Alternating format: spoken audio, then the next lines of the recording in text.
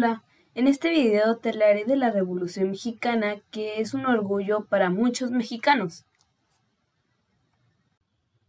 La Revolución Mexicana fue un conflicto armado que inició en 1910 como consecuencia del descontento popular hacia la dictadura de Porfirio Díaz, y que derivaría en una guerra civil que transformaría radicalmente las estructuras políticas y sociales del país. La revolución comenzó con el levantamiento liderado por Francisco I. Madero, que se oponía a la reelección del general Porfirio Díaz a la presidencia, dictador que había gobernado el país por más de 30 años. Antes de seguir, quisiera mencionarte algunos personajes principales de la Revolución Mexicana. Uno de ellos fue Porfirio Díaz. Porfirio Díaz Morí, que nació en 1830 y murió en 1815, fue un militar mexicano y presidente de México por más de 30 años continuos. Sin embargo, durante su último mandato, hubo un gran descontento por parte de los mexicanos por diversos problemas políticos, económicos y sociales que lo afectaba gravemente, en especial a la clase obrera y campesina. El 20 de noviembre de 1910, Francisco I. Madero se proclamó en contra de Díaz e inició la Revolución Mexicana. Otro de ellos fue Francisco I. Madero González, que nació en 1873 y falleció en 1913. Fue un político y empresario mexicano que se dio inicio a la Revolución Mexicana en 1910, al proclamarse en contra de Porfirio Díaz. Madero fue presidente de México en el año de 1913 y su gobierno se caracterizó por ser democrático, aunque no solventó muchas de las necesidades de los campesinos y obreros. Murió el 22 de febrero de 1913 tras haber renunciado a la presidencia y ser asesinado de manera desleal e inesperada por el general Victoriano Huerta. Emiliano Zapata no se queda atrás. Emiliano Zapata Salazar, que nació en 1979 y murió en 1919, fue un importante líder militar y campesino durante la Revolución Mexicana. Zapata liberaba el sur del país e impulsó la lucha por la igualdad, la democracia, la propiedad comunal de las tierras y la justicia social. Zapata fue asesinado el 10 de abril de 1919 tras el encargo de su muerte por parte del presidente Venustiano Carranza. Por último, pero no por eso menos importante, Francisco Villa, que su nombre verdadero es José Doroteo Arango, o mejor conocido por Pancho Villa. Nació en 1878 y falleció en 1923. Fue un campesino y líder de la Revolución Mexicana, de la División del Norte y gobernador provisional del estado de Chihuahua durante 1913 y 1914. Se caracterizó por su anarquía, rebeldía y analizar diferentes actividades guerrilleras. Villa y sus seguidores, denominados como villistas, lograron apoderarse de numerosas haciendas y campos en el norte de México, que fueron repartidas entre los campesinos y soldados. Murió el 10 de julio de 1923 tras ser emboscado en su camino hacia Chihuahua cuando se disponía a visitar a un familiar. Mientras tanto, te mostraré algunas imágenes de la Revolución Mexicana, no tantas quizás sobre de lo que estoy hablando, pero podrás ver cómo eran las mujeres y cómo eran también los niños respecto a esta lucha. Espero que sea un poco útil para la comprensión del video y espero que te abra los ojos más que todo para esto que es la revolución y que vivieron muchas personas. Para continuar, te diré las principales cosas de la Revolución Mexicana. 1. La desigualdad social y la concentración de la riqueza. Durante el porfiriato, el país tuvo un crecimiento económico importante. Sin embargo, la riqueza quedó repartida en unas cuantas manos nacionales y en otras pocas extranjeras. 2. no existía la libertad política. El pueblo no podía elegir a ningún representante dentro de los poderes estatales ni federales. Estos eran impuestos por Porfirio Díaz, quien, pese a estar en contra de la reelección, permaneció en el poder más de 30 años. 3. Despojo de tierras a los campesinos. Díaz hizo una serie de reformas a la legislación que facilitaban la entrega a compañías extranjeras que se adueñaran de terrenos baldíos, los cuales pertenecían a indígenas, campesinos o gente muy pobre que no tenía el dinero para trabajar sus tierras y eran despojados de ellas. 4. Creación de latifundios. Las haciendas de gran extensión pertenecían a unos pocos propietarios, mientras la mayoría de los mexicanos moría de hambre. 5. Disminuyó la calidad de enseñanza popular. El 80% de la población era analfabeta. 6. No había libertad de expresión. La prensa tenía prohibido emitir cualquier tipo de opinión en contra del gobierno y las huelgas estaban prohibidas para todos los sectores. 7. Obreros y campesinos carecían de protección laboral, por lo cual estaban expuestos a la sobreexplotación. La mayoría de los trabajadores debían cumplir con jornadas de más de 12 horas por un sueldo miserable de 35 centavos. 8. Represión y uso de la fuerza. Las condiciones laborales eran pésimas. Sin embargo, cuando los trabajadores y campesinos trataban de manifestar su inconformidad, fueron reprimidos brutalmente. Un ejemplo es el asesinato de obreros durante la huelga de Cananea en 1906 y de Río Blanco en 1907. Ahora te mencionaré las consecuencias de la Revolución Mexicana. La Revolución Mexicana es una de las primeras revoluciones sociales del siglo XX y fue la responsable de meter a México en este.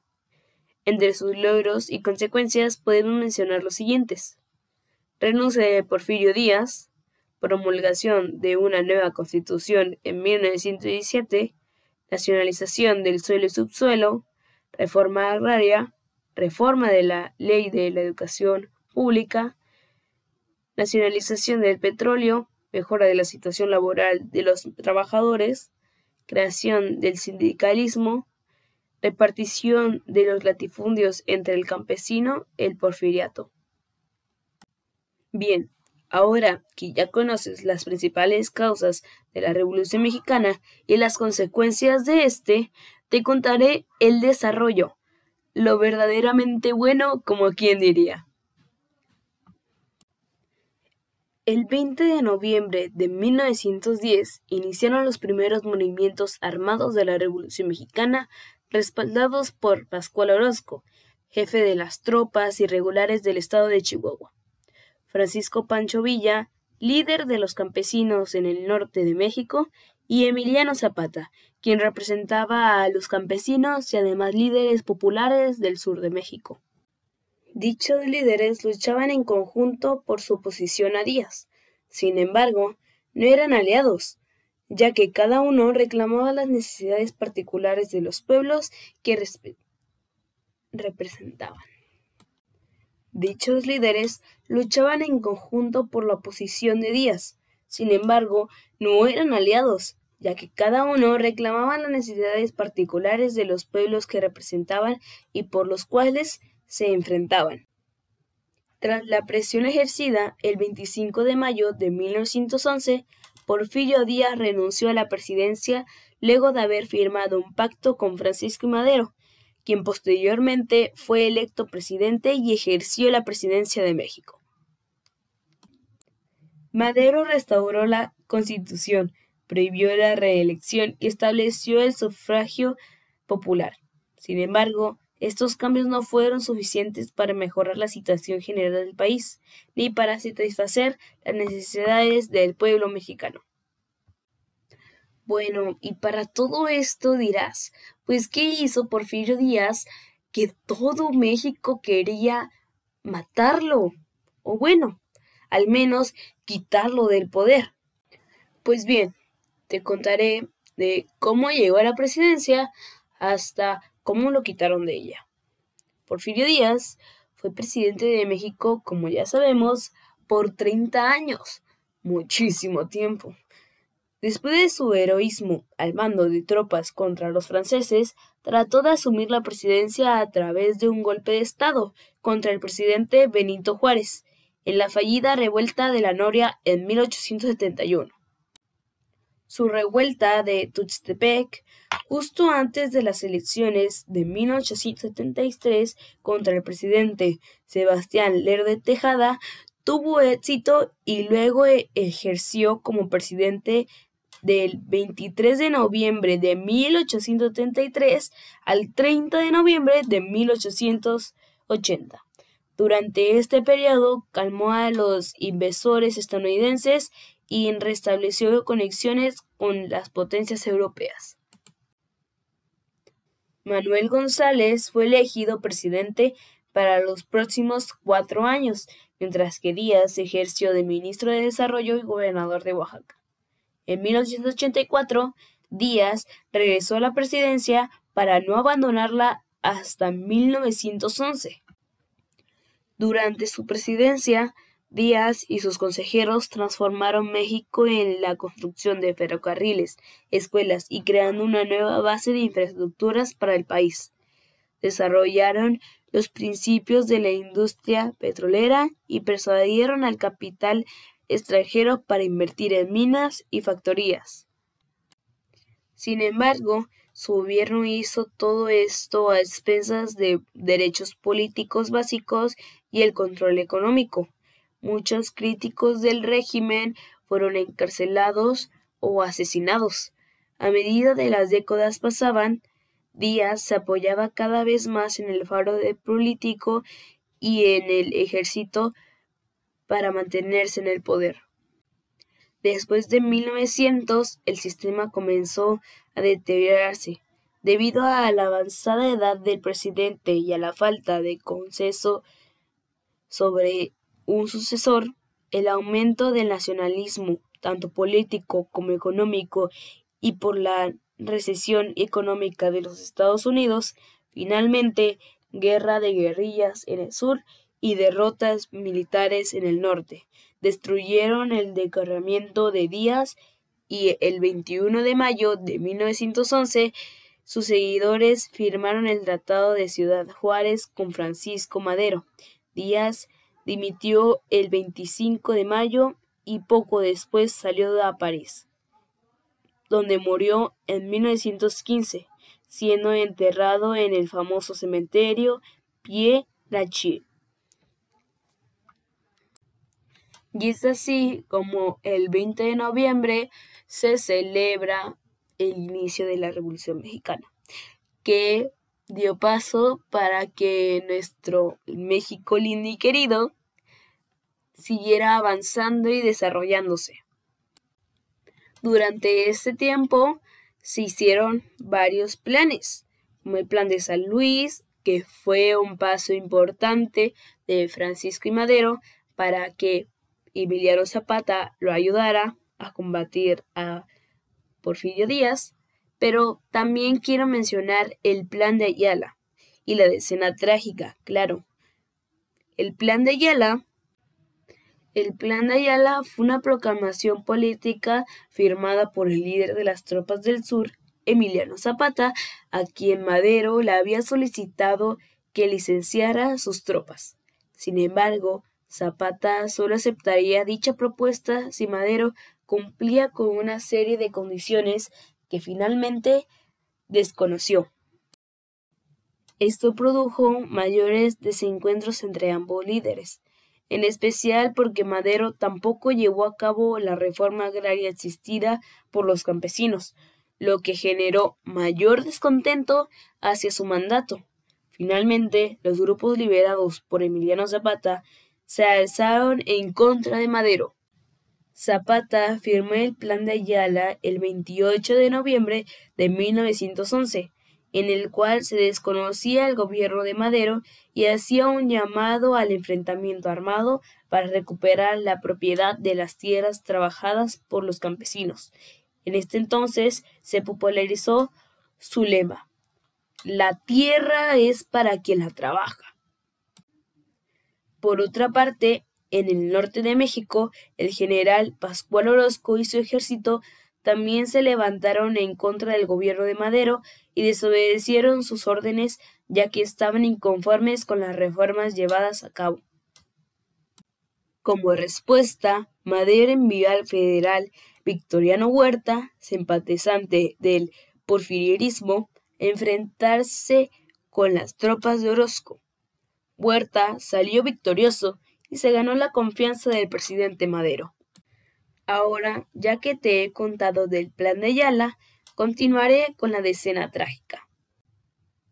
Se denomina como decena trágica al golpe militar que recibió el gobernador del presidente Madero entre los días 9 y 19 de febrero de 1913, organizado y liderado por los generales Manuel Mondragón, Bernardo Reyes y su grupo de militares.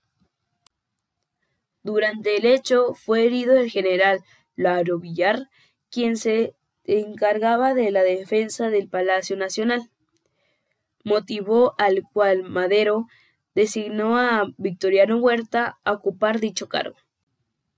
Sin embargo, durante estos acontecimientos, Huerta había firmado un acuerdo con el embajador de Estados Unidos, Jerry Lynn Wilson, el Pacto de la Embajada, bajo el cual las fuerzas opositorias se unieron en contra de Madero para destruirlo del cargo de presidente, con el fin de que Huerta ocupara su lugar.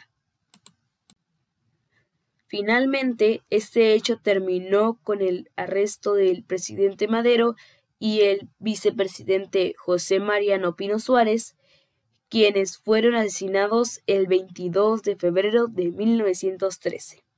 De esta manera, Victoriano Huerta logró asumir la presidencia de México y se convirtió en dictador al anular la libertad del pueblo por medio de la fuerza militar.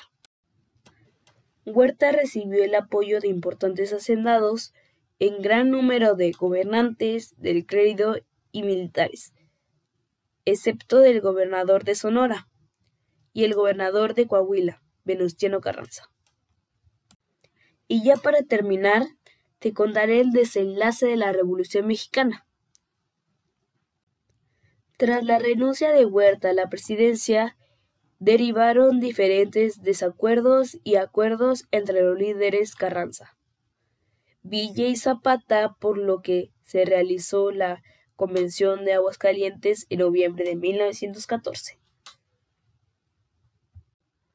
Luego tras varios enfrentamientos armados, protestas y desacuerdos por la situación política, económica y social por la que atravesaron los mexicanos, y al poner bajo control los movimientos de Villa y Zapata, Carranza llamó a un Congreso Constituyente y fue promulgada la Constitución de 1917, el día 5 de febrero.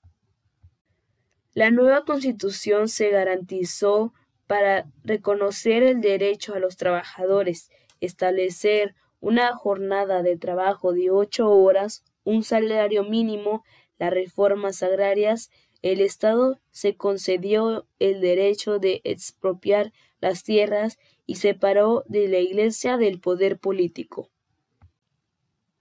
Carranza fue asesinado en un viaje hacia Veracruz en mayo de 1920. Tras su muerte y posteriores elecciones, resultó electo presidente de México Álvaro Obregón. Para ese entonces, los conflictos armados de la Revolución Mexicana habían acabado casi por completo. Durante este proceso, fueron asesinados los líderes campesinos Emiliano Zapata en 1919 y Francisco Pancho Villa en 1923, ambos importantes figuras de la Revolución Mexicana por sus ideales y lucha continua. Para finalizar con el video, les contaré una anécdota de mi bisabuela, la cual vivió de esas épocas de la Revolución Mexicana y las cuales tuvo que vivir con su familia. Me cuenta mi bisabuela que ella sufrió mucho la falta de comida durante la revolución porque ella y su familia tenían que moler el maíz para hacer tortillas, pero llegaba en un momento en que ya no había maíz, entonces tenían que poner a remojar las tortillas en agua y amasarlas hasta que se hiciera otra vez una masa para hacer tortillas. Las extendían y hacían nuevamente tortillas. Y así es como se las repartían entre todos sus hermanos, sus familiares más que todo, y es como comían. También con el miedo de que algún revolucionario se diera cuenta de que había comida o simplemente que había gente en esa casa, porque como sabemos, muchos revolucionarios se llegaron a casar con muchachas y los jóvenes se los llevaban para pues pelear al lado de los revolucionarios, enseñándoles a usar un arma o simplemente dándoles un palo y que se vieran a su suerte. Pero es así. Me cuenta mi bisabuela que gracias a Dios, como ella dijo, no pasó nada de esto, que ella solo vivió el temor de ser descubierta por la comida. Y es así como muchos ven el lado bueno y ven lo festivo, pero otros recuerdan las épocas más destrozadoras quizás de su vida. Muchas gracias por ver el video hasta aquí y también si quieres preguntarle a tus bisabuelos o simplemente a tus papás si saben algo de todo esto de la revolución, estaría genial para informarte mejor. Espero que te haya gustado el video y si aprendiste algo, por favor déjamelo en los comentarios. Gracias.